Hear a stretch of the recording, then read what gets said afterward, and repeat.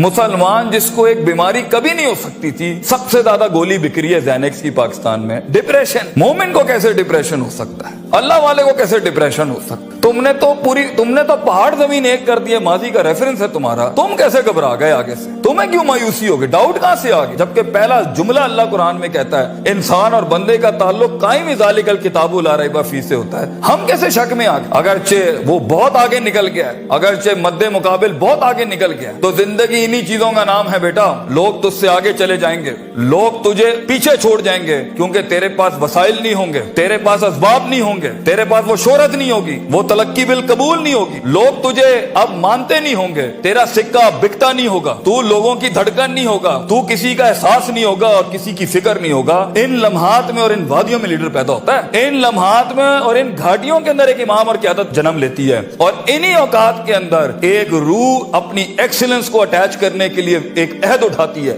एक अज़म बनाती है, एक कसद बनाता है, इरादा करता है, और उस इरादे को एक अमल की शक्ल इख्तियार करता है और अपनी जिंदगी के सारे रेफरेंसेस को माइनस करके एक नई तारीफ देता है अपने आप को। लेकिन अगर एक इंसान समझता है, एक गलत फहमी का शिकार है कि नहीं, जिंदगी को मैं जैसे चाहूं, जिस गलत तरीके से चाहूं, अपनी वैल्यूज को, अपने उसूल को, अपने जवाबित को, अपने कवायद को, अपने उसूलों को, इनको मैं बलि चढ़ा के, इनकी चीटिंगें करके, किसी का हक मार के, किसी को नीचे लगा के, जिग जैगिंग करके अगर मैं निकल जाऊंगा तो तुक्के, महज इत्तेफाक, फ्लूक्स और कोइंसिडेंसेस, और इस तरह के 2 नंबर रास्ते बेटा कुछ अरसा तो चल सकते हैं। दुनिया के उस स्टेज के ऊपर जब मुकाबला होगा ना किसी सही वाले पट्टे के साथ, आप नहीं लड़ सकेंगे, आप नहीं उससे जीत सकेंगे। इसलिए ये वक्त होता है, ये लम्हात होते हैं, ये लहजात होते हैं, इंसान अपने आप को तैयार करता है। लेकिन एंड में मैं फिर भी यही कहूंगा, स्किल मैनेजमेंट, हुनर के ऊपर इंसान जितना भी स्ट्रॉन्ग क्यों ना हो, इंसान सोने को कुंदन, कतरे को समंदर,